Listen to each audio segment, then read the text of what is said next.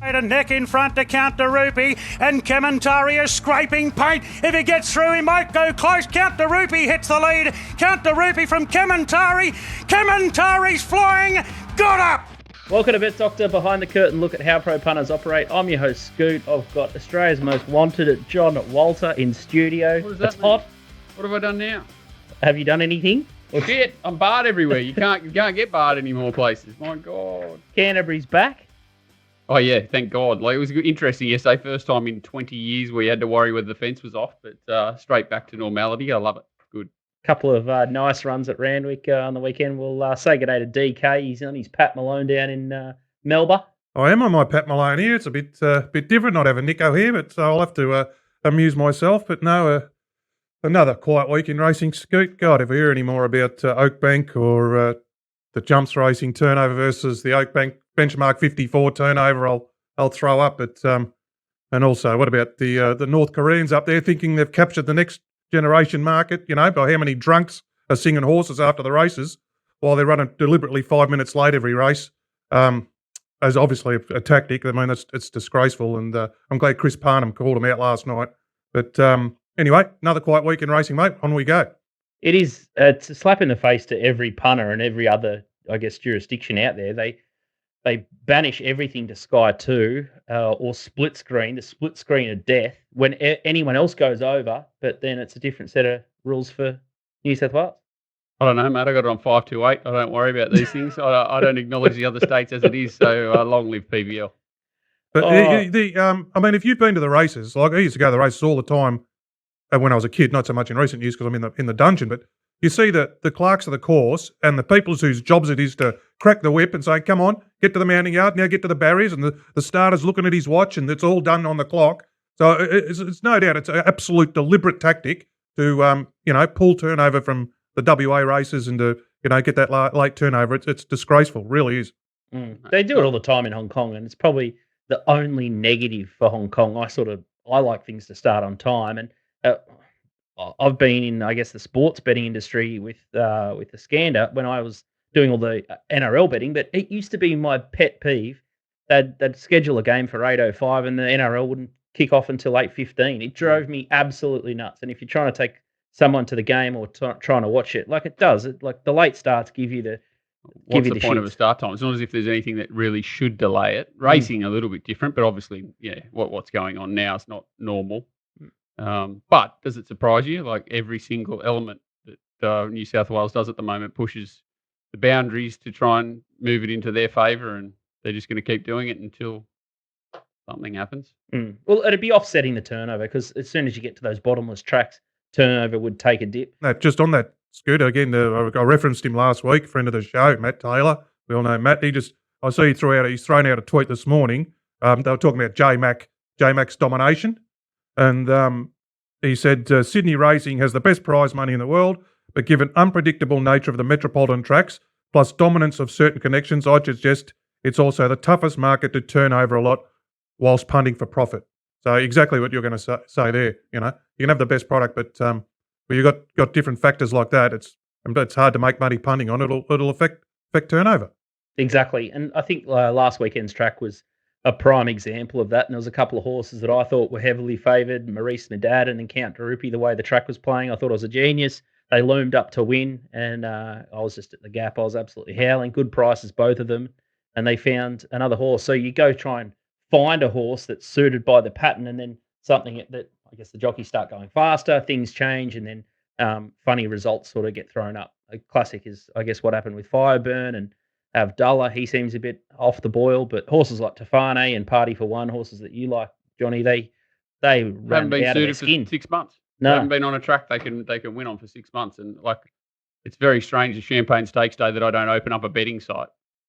I don't think that's happened in 20 years. So and if I'm doing that, and not many people like betting more than I do, there's a lot of people doing it. It's just becomes monotonous. It's no one's fault to a certain degree, but Randwick's surface probably needs to be sorted out because there's no way it's not as if they're doctoring it. No, it's just how it plays. They just need to work away. And you'd much rather at Canterbury, obviously down the outside fence, but it was a 12.5 or something, wasn't it, that day? So that was abnormal. But I'd rather I'd rather it set up like that, so you know that, like you say, it becomes far more difficult when people are working on the fly during the day to change tactics, ride horses different ways. Look at what Nash did on Kementari. He's nearly killed 3 people thinking that the hard fence was the only way that he could win the race. Like, he was probably insane doing it, but shows their mindset.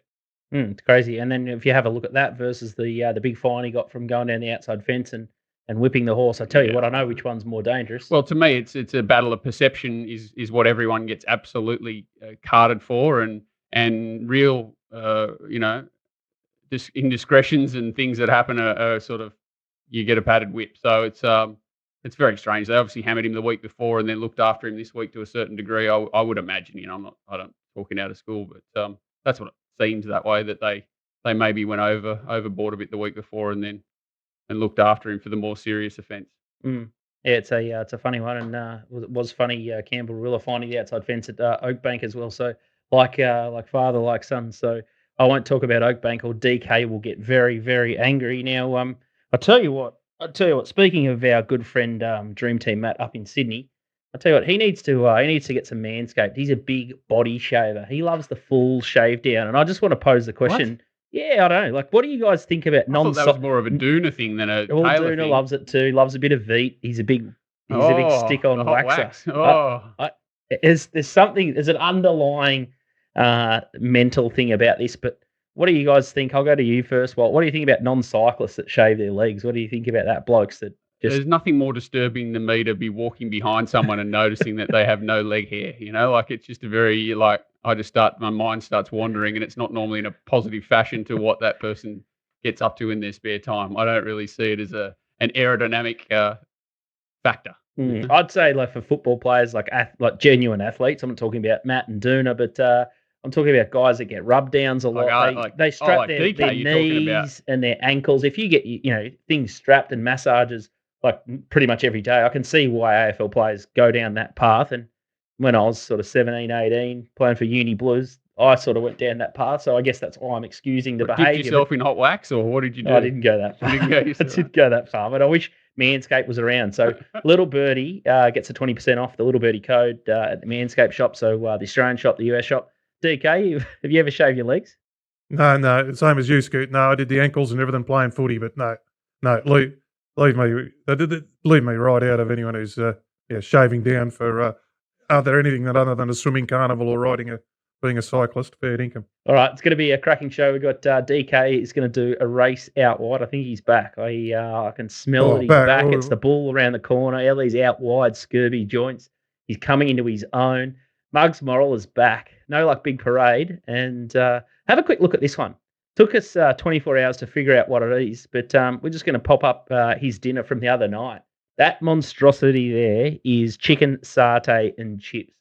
It took me. I thought it was I thought it could have been calamari. It could have been vomit. It could have been anything. Did it get you, Walt? I think because I was the one who found it. I am a big satay chicken fan, but I've never seen it with chips. So it was a big combo that I think could take off. I think Mug could start a trend with this one. Maybe not at that actual venue, but it could be one that they turn into a 5-star delicacy in the future just because of the mug. Less rice, more chips. Johnny Walters back to do more of Randwick. Just seems like Groundhog Day again, and it's bucketing down. So surprise, surprise. He'll also do the Tamworth Cup Road to the Big Dance. TopSport Steamers. They found one. She's extreme. $4, 2K at $4. So they cost themselves a bit there. They bet $5 in the end, and question marks are around B of dollar. Is he gone? He might be a bit MIA, but I tell you what, first up, we've got Casey McCutcheon from Mint Bet. And I tell you what, he's looking fresh. If you're only new to the show, Case joined us to absolutely steamroll the racing rant crew back in spring. So he doesn't muck around. He's been on the picnic circuit, but it is a customer service sort of game, but fresh-faced, and welcome back to the show, Case. Oh, thank you, Scooty. I mean, don't know about Sydney Metro. If you want an engaged racing crowd, you got to get to the picnics, mate. We just had a great season, knocked off on the weekend. It's another ripper, mate. Everyone had a ball from go to woe. So I couldn't recommend it more. I mean, about horses and DJs and stuff. Just get out to the picnics, fellas. Yes, Casey, you going to go down to the bull and be trackside down around the bull? Very excited to be saying affirmative to that, mate. I think I'm no orphan. I think every bloke in Melbourne or Victoria's got a leave pass for the 150th edition, and it's she whiz the lineup has got me fizzing under the saddle about what not only the day has in store, but some of the nights. It could be a real solid week, as it always is. But no, I'm fizzing for it. We'll be down there under the elms, out the back of the members, and trying to do our best work. What do you think of the betting ring down there? It's usually really, really strong. It'll be a different kettle of fish to picnic season where you can, I wouldn't say rob them, but you got a bit of an edge over them in the picnics. But is it tough going as a bookmaker at the Bull? It's a bit of a unique setup as well. We're sort of downhill from the betting ring, so it's a bit of that old school where you get people running down the hill to knock you off. You've got to be a bit aware of what's going on up in the main ring, and a fair bit goes on. You do hear some good stories about fortunes and fortunes lost, fortunes won, fortunes lost. But it's just a great 3 days. The pilgrimage down the Bull, so. We're up for it. Hopefully, it's a real big one. The first 2 days, hopefully, a little bit more going on this year, and then the third's obviously always the one that pumps. So, absolutely can't wait, mate. It's going to be outstanding, and the Chittix pies down there go enormous, and the dim sims with the sriracha sauce has got me through some big nights down at the Bull. Don't look at me like that, Walt. No, I wouldn't survive it. If you took me down there this time, I would not survive. That's why we don't take It'd be all over. It'd be all over. Just so weak. I need to get DK down there, but I think DK's scared to go because he'll just get swamped. Fans. Hey? Fans. Oh. Too many fans. Got to keep them locked up in the Melbourne studio. They all want to have a drink. I want to buy me a drink. I'll end up blind and I'll blow myself up on the first night. Be in the horrors for 3 days. Oh, anyway, it's good fun. Righto, Caulfield this Saturday. I know Cases on a clock here. Race 4, let's find some winners at Caulfield. Ain't No Deal Done's a favourite. He's subbing in for Nick Noonan, who's having a little bit of a freshen up. Ain't No Deal Done's a favourite here. 280, Grand Slam, 320, J. Carr, C. D. Eustace. Agnelli, 950, Eureka Street, $12, Foxty, or 16. The replay we're going to have a look at is Grand Slam. Talk us through it, Kay. Yeah, so it doesn't get the chocolates here, the Slammer, but was in a similar position to where I think he'll get to on Saturday. It was outside the leader here. The other leader was right firm in the market. It drops off, and the Slammer sticks on quite well as Pondus gives him windburn here. But this was first go 2000 for the prep. The Slammer peaks third up. It was the big Guineas run, and the Alistair Clark were third up runs for it. So second go 2,000 metres here. There's a little query, 60 kilos, gate 12, but I'm happy to trust the horse's class here. And got Jamie Carr on, who goes okay, and as long as he doesn't have to do too much work around that first sort of up the hill from the 2,000 metre start. Hopefully just lobs pretty much in the same spot, and then it's pretty hard to catch because when looking at the market here, and I was probably just a little bit surprised it wasn't the other way around with the Corpse, with Ain't No Done Deal. He's a big spruik horse, so obviously we've been waiting for it to start shooting the lights out, and it may well do that. I'm told it's jumping out excellently, but I just wanted to see a bit more from it in its last start. I didn't think it hit the line like a horse that was just ready to fire at 2,000, but it's the other key threat, key danger, so... this is going to be one of those races on Saturday where you get it right and it makes your day, and it might be the pivotal moment. But Agnelli might be a pest that boots up in the inside of Grand Slam and makes us work. But I'm just happy to be with Jamie, and she knows the horse really well and knows that optimum cruising speed he's going to want. And I just think he's got that class edge, and will take some catching when they hit the go button. I like this one.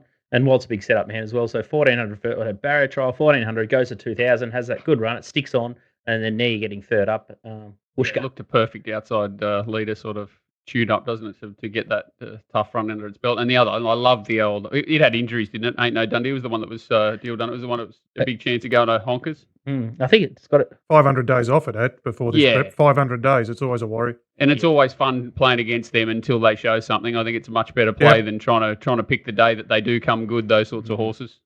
And I think it's got a bit of cat in it. Previously, it didn't look like it had some ability, but it had plenty go its way when it was flying, I thought. So it's a nice horse. I don't know. Loves a big end. I was just going to say that at least Grand Slam's been there and done it at 2,000 as well. Like Ando Deal Done will probably run it. He's bred to run it, but he's still got to do it. Couldn't agree more. All right, race 6, the Showdown.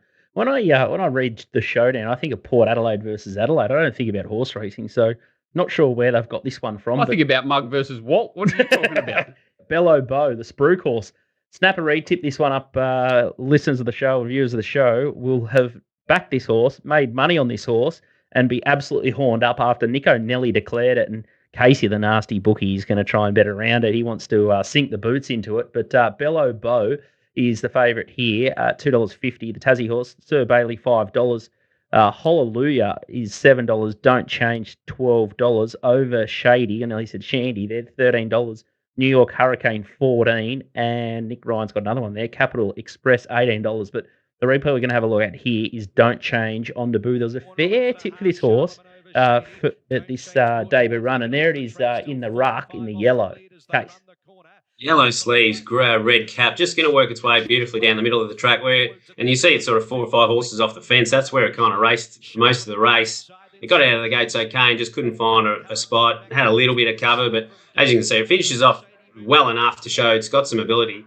But a Little Birdie tells me it was the star performer on Tuesday morning and it's tuned up and ready to go. So in a race where, we've got all this exposed form of 2-year-olds to all these juveniles with absolutely very little to go off, I'm happy to hear a bit of that mail at $12. So it should get a decent enough spot. Like as I say, Bello Bow will be in from the inside, probably maybe needs to boot up a touch. Wouldn't want to miss the kick and make a mess of the start and get shuffled back the fence.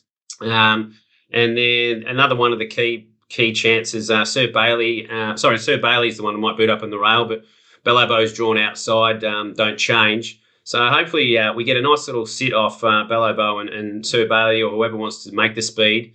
And the other conqueror of Don't Change in that race is drawn wide when we'll get back, the other Holler horse, Hallelujah. So if we get a little bit of a soft run here, I think this horse has got some ability, is what I'm told, and I'm happy to take a little bit of shot at the stumps on it at $12. Looks not a bad place price. Anything to add there, DK, or 2-year-olds just not your go at all? And 2-year-olds off 1,000-metre race. So he is one horse who looks. I did that race. I did a lot of those horses I can follow. When coming up to the time when it's going to be 2-year-olds versus the older, that part of the season, which I like and have some success at.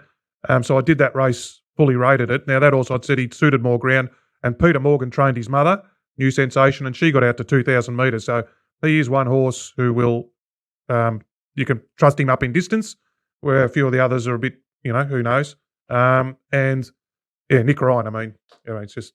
He's just he'd be my first pick if I was buying a horse or buying a shearing horse at the moment. He's the first pick of the trainer I'd give it to. All right, DK, we'll might put a bit of a challenge out to you. Let's find a tried horse, someone that's doing the wrong things with a horse somewhere in Victoria, and we'll send it to Nick Ryan. But Case, no, you're on the clock, but love that one. Don't Change. Each way bet for sure, and hopefully you can get the chocolates over Bello Bow. Certainly wouldn't hurt, Scoots. Good luck to the punters on Saturday. See you at the Bull. I'm just glad I didn't have to put out my retirement video from tipping. Thanks for having me back off the bench. Old Splinters McCutcheon, Scoot. It's great to be back, and good luck Saturday, boys. Let's get the winners rolling. I can't wait to hear from the mug. Mate, it's the only segment that everyone just froths at every week. Not so much Walt, but it's great to have Case back on the show, fresh-faced. We've got to get the third. We've got to line it up. You've at least got to give us one race next time that we can just both have a crack at. Thanks, Case. Good luck on the weekend, and make sure you check him out at the Bull. He'll give you a roll. Mention Little Birdie or Bet Doctor, and he'll give you 1 or 2 rolls of the board. He's a great fella, Case, and I'm going to get him on the show more often. He feels a bit left out, so I'm going to put my arms around and give him a little bit of a cuddle. See you, Case. See you, boys. All right, cracking little race meeting at Caulfield. We'll just have a look at the market only for race 7. This caught my eye at Caulfield. Couldn't believe my eyes. Swat's at $2.80. The Astrologers is $4.80. Typhoon Harmony $6. Lombardo $7. And Shelby 66 $7.50. What are they doing here, Walt? I immediately went to the weather report and thought it must be bucketing down in Melbourne. It's only a soft 6, I believe, at this stage, but dearie me, if this horse hasn't done enough for you, why would they be sending this horse to Caulfield on the float and then hitting a dry track? Getting it ready for the Stradbroke, obviously, mate. Well, what else would they be doing? Why wouldn't you put it 10 hours on a float to get it ready for a Stradbroke in 8 weeks, 18 hours away? I don't know. There's obviously something, they want to keep him running while he's racing well or something, but he did pull up severely lame last start. And 3 or 5 lame. Yeah, and he looked like he was there's Done. not many sprinters around. He was he was the people's horse to probably grab an Everest spot if they wanted to play their cards right. And obviously they thought racing on with him was more effective an option. And maybe they think they're still a moral to get a spot in the Everest, but I would highly doubt that. The longer this goes on, the more pear-shaped it probably ends up, I would imagine. Took him 30 starts to work out he's a 1,000-metre, 1,100-metre wet tracker, and now they're talking 1,200 dry tracks, 1,400. Anyway. It's a funny one. If you wanted to keep racing him, I'd just give him, dare I say it, a 3-week freshen up, and I'd rather see him at the Bull. I don't know what he'd probably carry 61 kilos in the Wangoom or something like that back to a listed race. But I guess the Group 1's made him impossible to place now. I've got nothing positive to say. DK? No, I can't. Yeah, it's gone above me. I know the horse is an outlier because horses normally just don't do what he's doing. So, he's gone from a Class 2 at Sapphire Coast to doing what he's doing. And now they're just spinning him round and round and round. You'd think he'd done enough and should be having a little breather. But anyway. You just hope that it doesn't end up with the horse being the paying the main price. That's all. Yeah. All right. If you're having a bet this week, make sure you check out TopSport. They are mad enough to take us on in our Federal Election Punters Club. So we've only opened it up yesterday. There's about 5K in the syndicate bank at the moment. So I think you've got until next Tuesday to go in there, and then we get the bank sorted, and then Top Rope Tedeschi and Mr. X know what they're handling, and then they can stake accordingly. So if Mr. X. Yeah, we've got a little bit of a ring-in, bit of a fine cotton. It's not Rob Waterhouse, but it's someone who really likes politics betting. Actually, speaking of, it's someone who used to date an MP. And Munster. Not Cam Munster. Is that true? Don't know. It comes and goes, doesn't it? There's been a couple of waves. Normally those sorts of things, they've got something to them, but it doesn't. Christ, mate, he's obviously loose. It's too crazy to be true. It'd get me off the drink, mate. I wouldn't. It'd get me off the earth.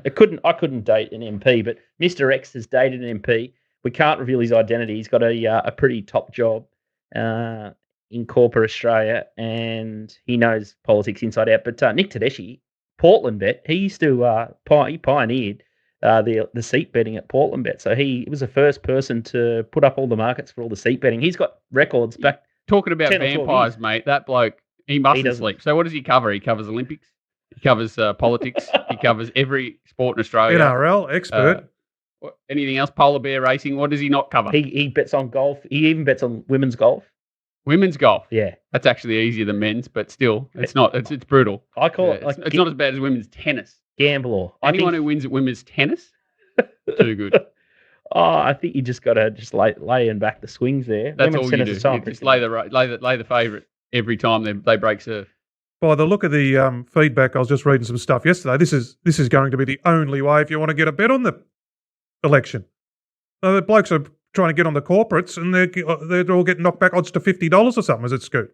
Yeah. Saw some tweets yesterday. Well, I think they've classed it like entertainment or whatever. Entertainment, yeah. But it's not like bloody Big Brother that's filmed 3 months out and everyone knows the bloody result. You would hope there's a bit more to this, even though it does have that feel at times. Yeah, TopSport will hold a fortune on these markets, especially if everyone else is putting the shutters up and not wanting to play. And it's a decent betting. What is it? It's like 190, take your pick pretty much. Well, exactly. And there's a bit of percentage in the market. So hopefully Top Rope could just shoot everyone down before everyone gets wind of it. So it'll be like slip and slide. There'll be plungers left, right and centre here. So it'll be Top Rope's best bets. As I said, he's got data going back on every seat and all their fluctuations for the last 10 years. So him and Mr. X between them, I fancy their chances here. And of the more obscure the market is and the worse the venue, sometimes a wise man said to me, you have more on because it's less exposed. Where's he now? Where's that wise bloke? Where is he? Down here. I'm here. Here he is. Down here. That's my man. My mantra. It's me. I'd rather bet at Manangatang versus Flemington every day of the week. Should we preview some racing on Saturday? Where at?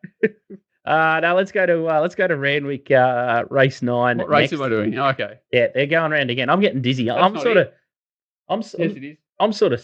of Randwick. I never thought I'd say it, but I'm definitely sick of it. Who's going to get the track? Who's going to get the track manager's gig up there? Now Navesh is gone. Isn't that bloke already there, or is he only Randwick, or where was Navesh or something? He's coming up here, isn't he? Goldie. He's coming up with you. Everyone's He's coming with to Goldie. But the other guys, was it Wood or someone? No. Is it 2IC, was it? 2IC's taken over? Oh, they're always interviewing some other fella recently. I think they knew old mate was on the way out, but I don't know whether he does all the tracks or just Randwick. But they'll find someone who does what he's told. The agency, Randwick, race 9. The agency handicap, 1,300 metres. Oh, President.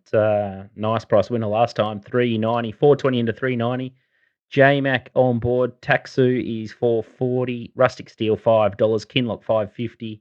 Can't Be Done, $12. Zing, $12. Matchmaker, $15. Surf Dancer, $21. And better the rest. A few of these have got dual nominations for the Tamworth Cup because all of a sudden, all these country cups are now targeting the big dance. But the replay we're going to have a look at here is Taxu at Newcastle last start in the red up in front. Well, so he drew 1 this day, and I think that was the big difference. This horse is not an inside gate horse. Certainly much better suited drawn wide. Has won a race early in the prep, but completely over-raced from the inside draw. He kept going.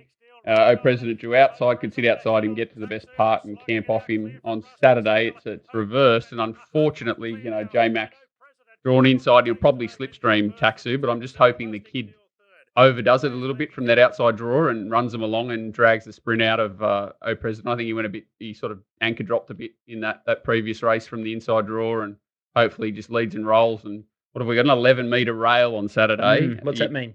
Well, it's pretty unprecedented, and especially the way the tracks have been. You couldn't imagine, apart from maybe a slingshot to the outside fence, that anything but fencing run's going to be good. It just, they're just swamped. The tracks are just cooked. All the horses are, pretty much cooked, and nothing can really come from back and wide and win. Tyler Schiller, the Drillery boy. Yeah, I find him hard to catch, but this horse is pretty hard to stuff up. I think the worse he rides it, the better it'll go. I actually hope he doesn't try and ride it cute, and then J-Mac will probably handle him. But if the worse he rides it, this horse is just hard fit, and he's a bit like a Polly Gray. The harder the task, the harder the track. The better he goes.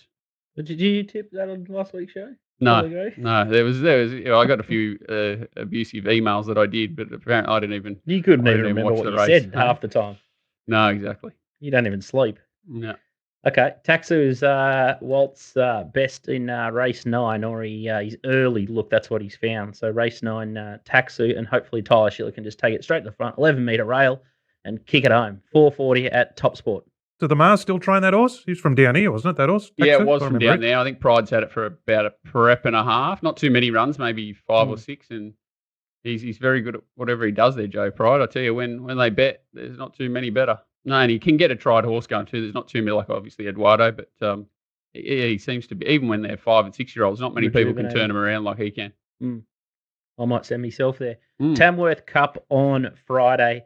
And the first 2 across the line here qualify for the big dance. And if you win, one of 26 winners will then try and shrink into a 20 one of field. 26 first and seconds. Yeah. So that's 52. Well, 52 qualify for the 20 field maximum. Yeah. So there's 26 winners, and if only 20 can fit, and then there's another 26 second places that try and get in the race on a count back. Yeah. For the big dance on Melbourne Cup Day. And then after the race, we have a big dance. DK was. That's the only pit that makes sense to me at the moment, is that after the race, you have a big dance. Well, someone in your chat room sent me the terms and conditions, and then so I looked, and that was it. There's no more terms and conditions. So I was thinking to myself, okay, it's a $2 million race. The idea of this is surely for someone to go out and get a horse and send it to a country trainer, and then they go and win these country cups, and then all of a sudden, all the country trainers have got more horses, and then they go and win the prize. But then I look at the Tamworth Cup here, and I see Chris Lees. Well, and this is not a good example because you've got... I see Cody, Gaybot, your man Cameron Crockett, Bjorn Baker. Bjorn Baker has a chance to have half the field, and he will have more as they go on. And I just want to put it on record so we can capture this. We've said it already, but Chris Waller said he's not going to go and hunt these country cups. But I'll tell you who's got so many suitable runners for this big dance over a mile. So, Chris it comes up to the wild card, which again, I don't know whether you've got to run in races to get into the wild card or whatever.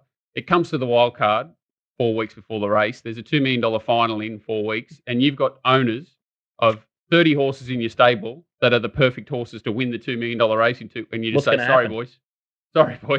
No. Like, it doesn't. There's a lot of things this does. It probably does up the turnover for the country cups somewhat. It takes all country trainers. Like, Tamworth is different. Cody's got $150,000 tried horses that he targets these races with, and he would be maybe Matthew Dale. There might be 3 or 4 stables around country New South Wales, and he's in Canberra. And Crockett's not even like this is sort of the beginning of the end. But if it does get up and running like everyone thinks it will, they won't have runners. Like they won't get in the fields in their local cups, and I think it'll put tried horse prices up even more than they are already for those sorts of secondhand Waller runners. Those the ones that the country trainers have been picking up, trying to pick off a couple of these races and have some fun with. They're going to go from 100 to 150, and they're going to be priced out. Bjorn's going to be buying them instead of Cody or someone. It's not the nail in the coffin for country racing, but we've got the graveyard benchmark 58s is about all they've got left now, and there's only so many of them you can win a year to keep going. I think it's just the little operators in country New South Wales have to be just about eating cardboard. It's a funny one because the All-Star Mile, they started out and they had that, I think Shelley Hancock Syndicate, they had that poxy horse that found itself into the All-Star Mile. So fingers crossed they can, their terms and conditions aren't out yet, so they could probably change them if they wanted to. But let's hope next year, after after this running of this 12-month saga, let's hope they try and push it back into the favour of the country trainers and the grassroots. I don't know how they do it. It's such a weird, offer up another. They're throwing money around like confetti. On the positive, right? Like, they've done a lot of there's a lot of things they've done have worked, right? Provincial country championships, they've worked to a certain degree. A lot of positives, but this one, try and make heads or tails of it. It feels like odds and evens. I can't work out what the goal is, what the race is, who's it trying to benefit, apart from the dance. That's the only thing that makes sense. I'm not like I'm G'ing up, but I'm not. It's the only thing. The rest of it doesn't really make sense. It's not as if they've pumped up the prize money along the way for the country championship. It's just this one race that's 12 months. So you can qualify now. That horse could be dead 8 months before the race runs. It doesn't. It's a weird one, but I hope it works out. Well, are you still there, DK? Yeah. But there are people will be complaining I'm not talking, but it's not my MO, and you know what I'm going to say about North Korean racing anyway. So let's Walt's the expert. That's his district. So I'll wait for Cranbourne. DK said more. We need Mug to look at it. We need an abstract mind to analyse the big dance and work out if he can make out who it's actually supposed to be helping. The Tamworth Cup, Kinloch's home $5 favourite. I still got a race to preview.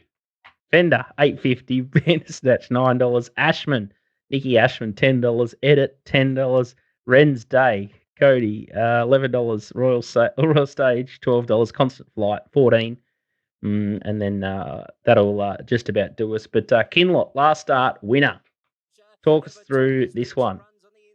So it was hard to sort of come from too far back here and a little bit wide. It did work early too. I thought it was a bit of a risk because it was jumping 12 to 14 this day, and it does lose Nash, but young Dylan Gibbons did ride it at Gosford really well first up. And what the nature of the race it's going into, we're looking for someone who's going to be strong here. Like I think if Kiss Sun was in the race, I'd be interested in it, but it's not here. We've got he was like dominant over this race. I get worried about picking horses out of grand finals, and this obviously was a grand final, but that horse was only second up there. And so I said I was actually concerned about his setup that day, that he might be a run short. So I can only imagine that he would come on from that. He meets a field here where you've got Rustic Steel's in 2 places drawn wide. You've got Acrophobic drawn wide, Nicky's Fling, Constant Flight's a leader drawn wide. Crystal Breeze wants to find a spot. Regal Stage is a leader drawn in the middle.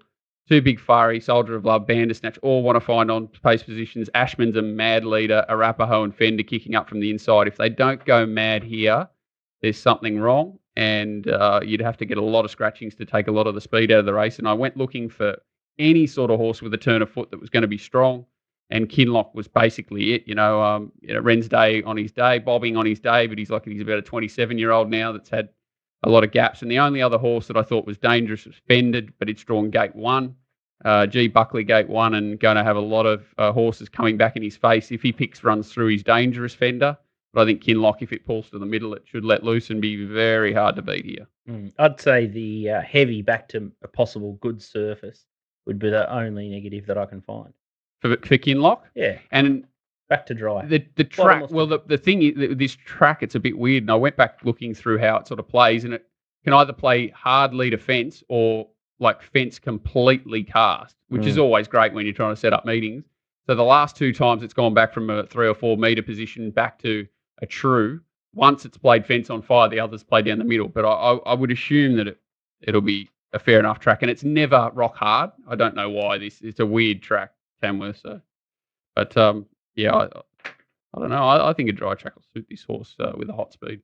Beautiful. All right, so $5 seems a reasonable price, but a little bit of an asterisk there. There might be a couple of scratchings with some dual nominations at Randwick for Saturday.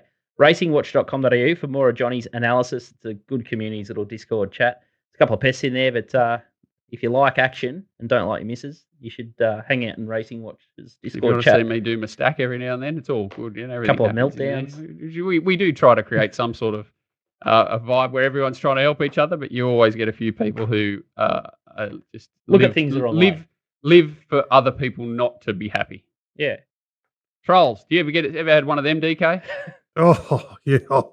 They don't come after me anymore because I just fucking give it to them. Oh, I'll tell you what, there'll be one pop out of the bushes now after you said that. I'll tell you what, DK, it's Cranbourne Friday, but importantly, you're back. Cadbury Castle, 7-length winner, absolutely pissed in. It was a nice way to break my April cherry, as someone said that. It's been a long run of outs, but especially when $10 to $4.60 got beaten a pimple last Thursday night. And then I had $7 to $3.50 in the next race that was pulled up with atrial fibrillation and got beaten 20 links. And I thought, oh, fuck, here we go again.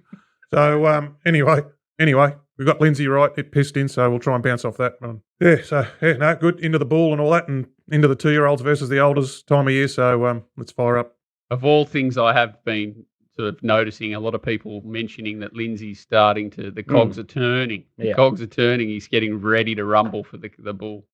And I'll tell you what, I've been, as I said to you, I was saying off here, Weir, it took me a long time to try and work out Weir and try and pick Weir and that, and then he got suspended. And I've just been watching Lindsay and, just watching his patterns but I'm telling you, he's a good trainer. He's a good trainer, and they're ready to go first up. I've noticed that, but with improvement.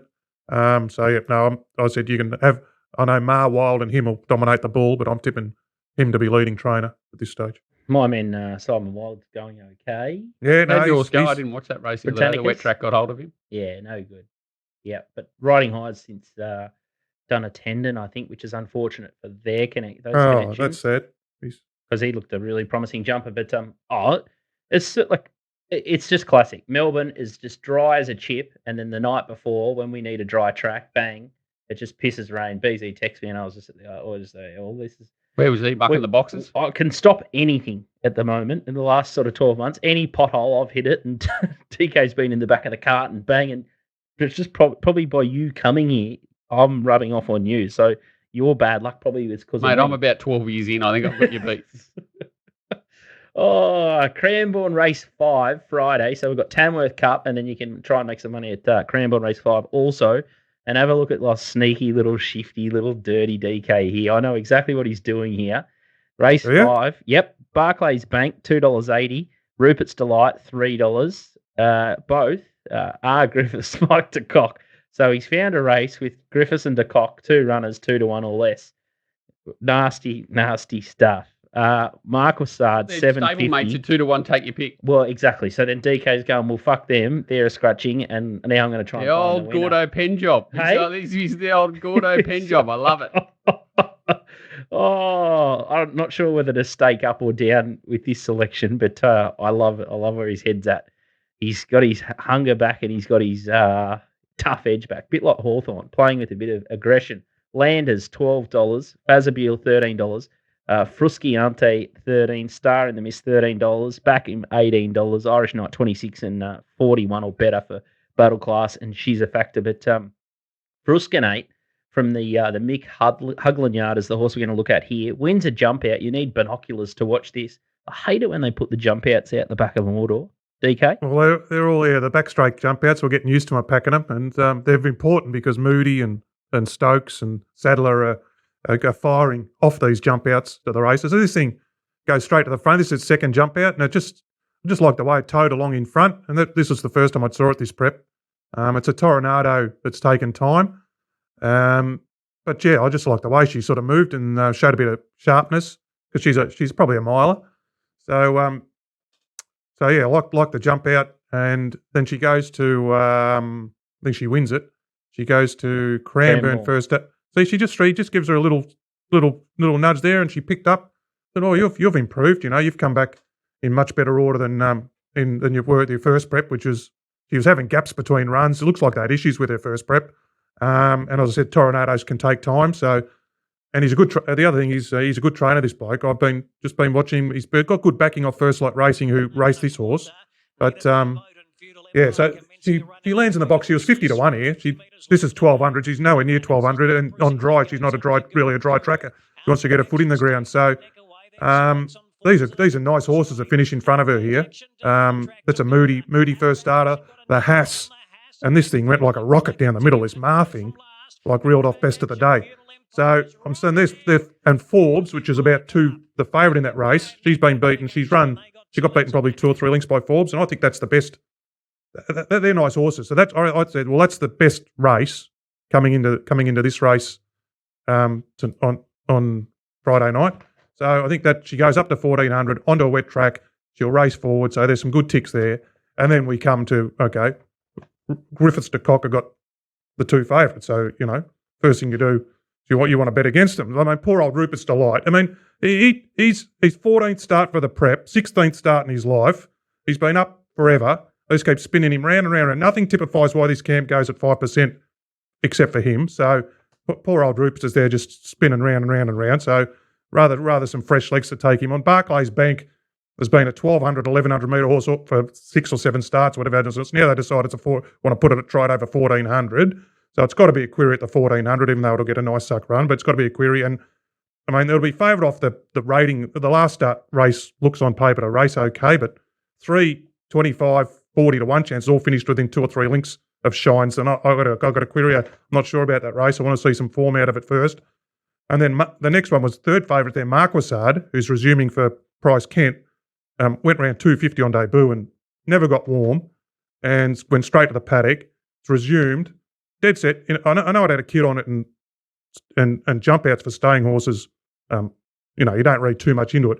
But dead set. In its most recent jump out, it looked like, in Borat's language, it should be pulling plough instead of going to the races. So it looked like dead set. Should be pulling that, with the draft horses, pulling the CUB trolley around. So don't know about it.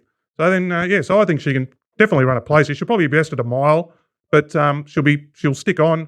She'll be up the front against a few things with queries and chinks on them, and I think she can run a race there at odds. She's going to be good odds too. She's got really no SP profile or anything, but I think she'll run particularly well and is worth a ticket each way at 12 to 1 or 14 to 1 or whatever price she'll run. $13. Yeah, and she'll probably hold up. Like she's got beaten 5 links the other day, but it was a good rating race. And the SPs in Maidens more than anything can throw people off. You come out of the strongest Maiden, you can be big odds against. They're going to take 1 or 2 decent horses up against you. You drop to a winnable Maiden, they're in you. They help you. The old big SP sometimes in Maidens, they're very misleading. But yeah, so Rupert started $4 in that race I bet in last Thursday night, and it's rated a lot inferior to the race that, I was on turf, I think, it didn't rate that well, and it nearly got away with it, and Rupert's sort of spat out at the 100. But so it started $4 there. This thing, Precento, started 50s, but in a race that rated much better. So exactly what Walt's saying. I think the price will go. The DK Army sticks fat. They're all over him still, and you just see the prices of his horses just absolutely avalanche. So they won't be $13. So if you're watching the show, he's got good narrative. Like that's it. You can't control bloody cardiac arrhythmias and all sorts of things, but you can only try and find the right horses. DK, is it possible for you to find a tried horse out of the Cock, Griffiths yard or Bussetton and find something that's going to come out and win a decent race? Can you find us a horse to buy from one of these? To buy off them? Oh, gee, I don't know about that. Or are they gone? Are they busted? More Cock. Are they busted by the time they get out of the joint? Would you have horse left? Griffiths to Cockwell, because they just spin them round and round and round and round. 7 days, backups, every day spin them round and round. I perused the Tried Horse English online, but as Walt said, they're going nuts at the moment there. But I'll sort of put my look for the unfashionable camps and find one that's sort of, But I remember last time I did it 12 months ago, I rang the bloke, Rodney Foster, about some horse that got beaten 20 lengths. I said, I'll give you 20 grand for it or something. He said, no, not for sale, not for sale. They could come out 1-3 of its next 5, that was good. A waste of time ringing these blokes half the time, or most of the time, because they're in love with the horse, If you got DK, ring, it's DK. I'll tell you what. You just, I'm going to keep the bastard now. Yeah. Phone would explode. Hey? The phone would just about explode. Send the bowler in. Gonna have to do a bit of a Send the mugging. Norm I'll give short you rule. 3 Send the mugging. satay chicken and chips for your horse. I'm going to try the satay chicken and chips. It looks terrible, but it's one of those things I'm tipping after a couple of beers or a big night. No, It'd be pretty hard to knock. It's hard to knock chips. It's hard to knock satay chicken. So how are they not going to work? I reckon it'd be grouse. All right, good little segue into Mug's Moral. No dice last week. Special K got him, got me on count to Rupee. Didn't get Walt. Walt found Special K at a pretty short price. It was very short in his ratings. Big Parade got beaten. Danger. It was hard to be, super confident with it the way the track was. But it was weird. The betting was obviously, to the pattern. It was off the map, Big Parade, but he was in one of his moods, which he can be, and I think that's what most people's reservation was with him. When he doesn't feel like running, he doesn't run. Bit like the Mug himself. Now let's hear from Mug. Hi guys, Mug's Moral this week. Last week we nearly ended up on our ass with that ride by Kementari. But man, oh well, let's pick it up and let's start back with benchmark racing at Randwick. We've got benchmark racing this week. The next week we're off to Hawkesbury for group racing, Gosford for group racing, and Scone for their 2-day carnival. So boys, this week we're going to race 7, the 1100 metre race. And the mat. Oh, what a win last start. Come down the right part of the track. James McDonald in a perfect spot. Goes up 0.5, barrier 5, 1100 metres, loves the wet. Oh, this thing will be winning.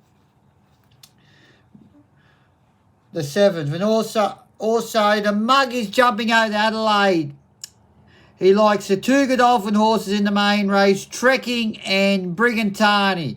So the Mug's Moral this week is race 7, number 2 Andermatt, and he likes the 2 Godolphin runners, Brigantina, Trekking in the 2 main races at Morpheville this weekend.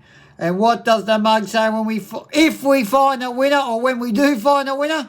Go find your bookie. Good luck, and we'll have the Mug's Moral next week for a average or maybe a top meeting at Hawkesbury, because a lot of people do not like Hawkesbury. Good luck.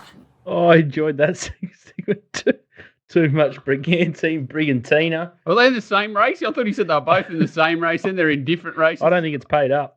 Oh, I couldn't find it. In Adelaide, that's right. Trekking's gone around in the... Trekking retired 8 months ago. Yeah. Irwin Stakes, and Mug's gone looking for a better ground as well. He's sick of the bog tracks. He's going over Adelaide to find a dry deck. Just be like, he was right. It did find the right part of the track there, Andermatt first up, but there was no chases. It did run time and everything, but he is a back marker, so just be a little bit careful that you can make a little bit of ground.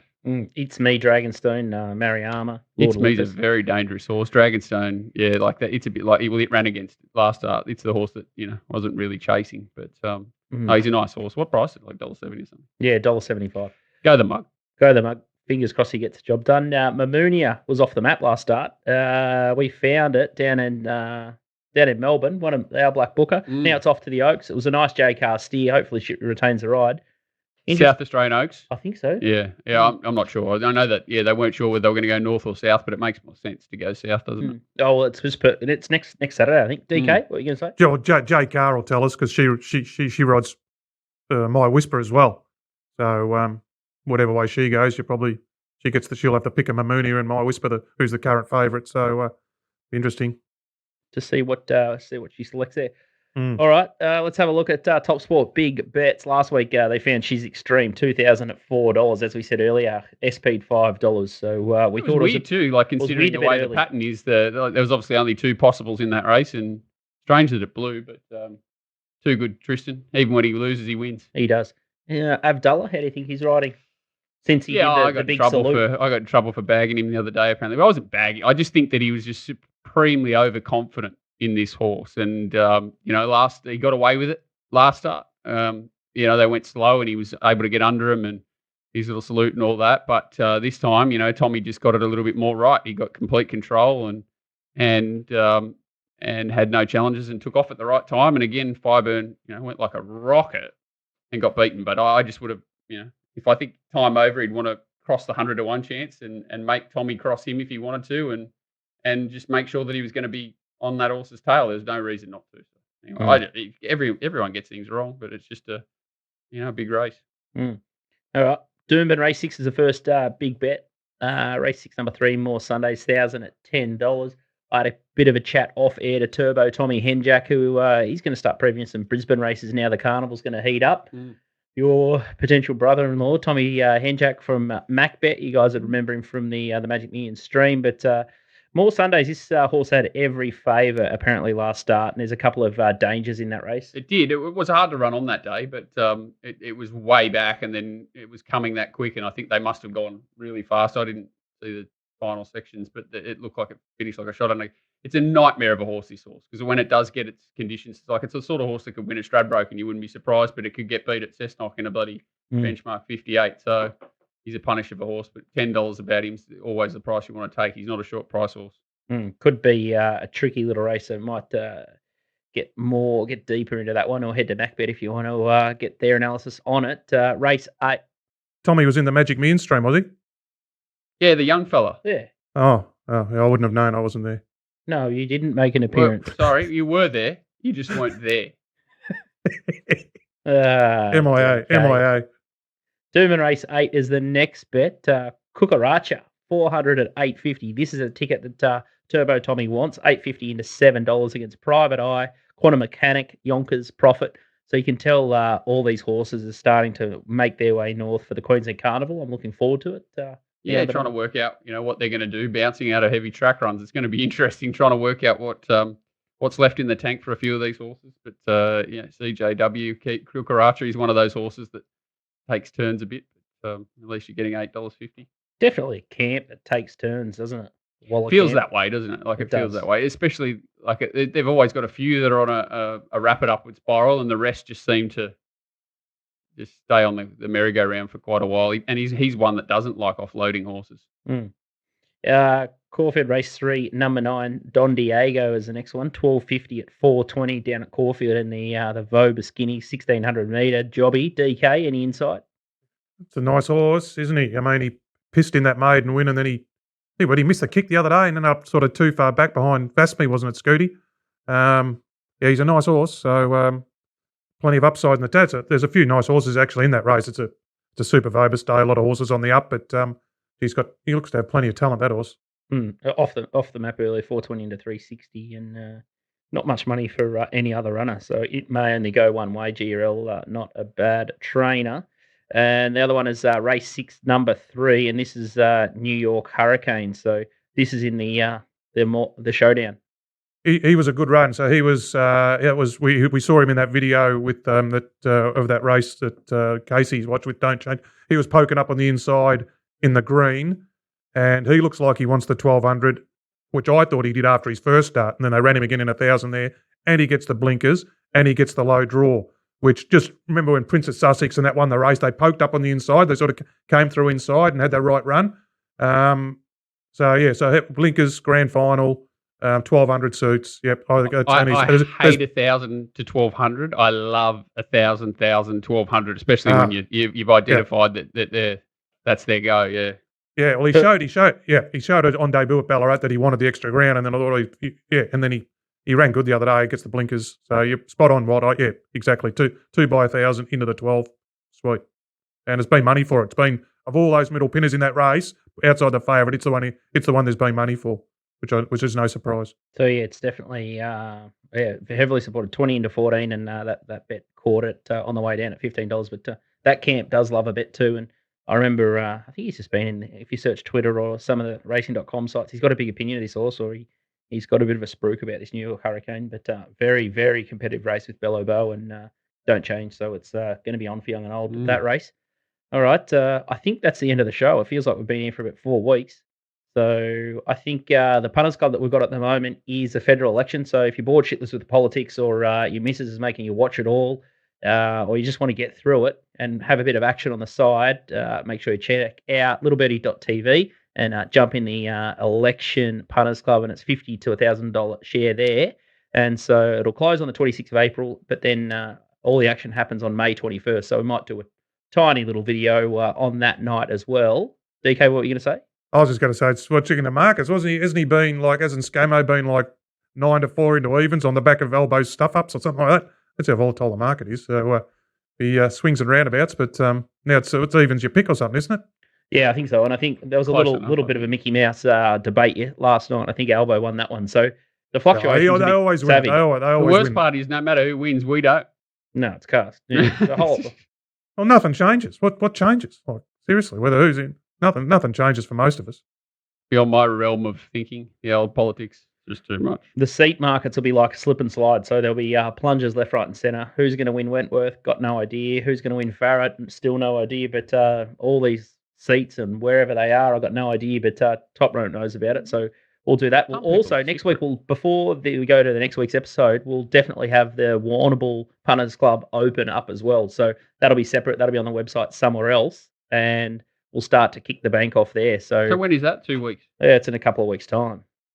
But we're not. I don't think you're coming down, eh? Not until the last day, maybe. I've got to stay home to look after the bloke who's coming to stay with me, who lives across the road from your studio. It makes a lot of sense. So it's going to be a cracker. So it's 3 days of Warrnambool. I guess regular listeners and fans of the show have known about the 3-day stream. So we'll try and bet our way into a fortune over the Warrnambool Carnival for 3 days. It'd be nice to get a good start for a change. I think we got the result on the last day on a grandstand finish last time. But we've got Kembla, we've got Canterbury, we've got Hawkesbury as a supporting New South Wales cards, which should be good weather by then. Wagga last year, didn't we? It's always Wagga Cup on the back end of it. Yeah. On the last day. The Macbeck boys will help us with the Eagle Farm form. We'll have Fletcher's dog rorts. We'll have some Hong Kong racing. Shane Adair's going to help us with Murray Bridge form on the Wednesday. And I still haven't charged that thing. Terry Leighton will help us with some Ascot form on the Wednesday. 3 months. I've never plugged it in. It's still going, mate. It's dead set powered by the sun. You need to shave your legs. The Manscaped. I accidentally set it off. It's got a hair trigger. So it's... There's someone for us to banter with for 18 hours. 3 days by 6 hours on the air. Are you in there for the 3? Well, I'm tipping I probably will. Unless he doesn't want me. I think that'd be very entertaining. Yeah. We've got to give out DK's tips to happy wife, happy life, That'll take up. I've got to be down there. I'm very not happy that I'm missing out on this. Well, you just come down. Or you just try and get a leave pass for the last bit. Bring him back. Shorten the trip. Bring him back.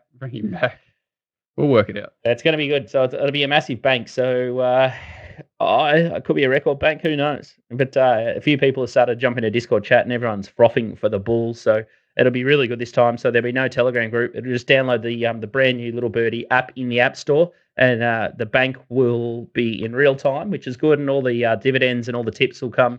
DK pushes a button for when he sends a tip. And literally it's 1, 2, 3. It's there on your screen. And the best thing is you got the notification open once the little app fires in, and you can actually have your bookie page open, so you can see the tip come through, and you can shoot the prices down pretty much as DK pushes the button. So we've fixed that functionality on the app. So make sure you download the Little Birdie app. How do you like developing apps? Do you think it's a smooth process? No, it is. Don't mention the war. Don't mention the war. If someone told mate, I've been doing it for a long time. It is the and trying to communicate, then get it, and then it's just so much fun. And then you got to get into the App Store as well and get the update.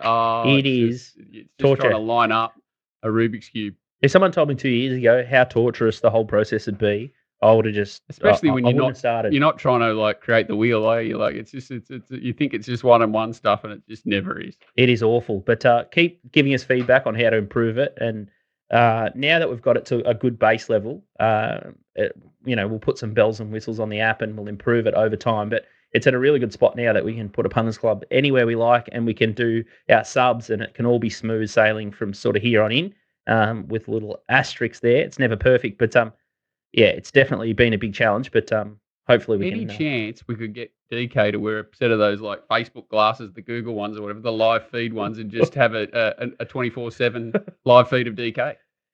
Well, we're going to get it for 3 days down at the Bull. Far out. There's no price for that. I love it, and it's free to enter. So you just got to chuck in your $50, buy a $50 share, and we'll stream it all on YouTube. And not on the drink. You reckon that's what do people might see me on the drink? That's good. You know, I wouldn't, because I never get invited. All right, we're going to end the show. We're going for way over time here, but jump into one of the punters clubs. Walt, when are you going to do a New South Wales Country Cup one? They don't have them anymore. There's no such thing as a country cup. What do you want? You just, mate, I'm always available whenever you want. All right. I'll find a track. As soon as Walt gets a horn for a card, we'll get him to do one. We might just do it out of the Gold Coast studio. Me and him might get some satay chicken and chips and just have a bit of a lock-in, love-in on a Country Cup carnival in the next couple of weeks. Yeah, no worries. I'll tip it out. Beautiful stuff. We'll see you next week.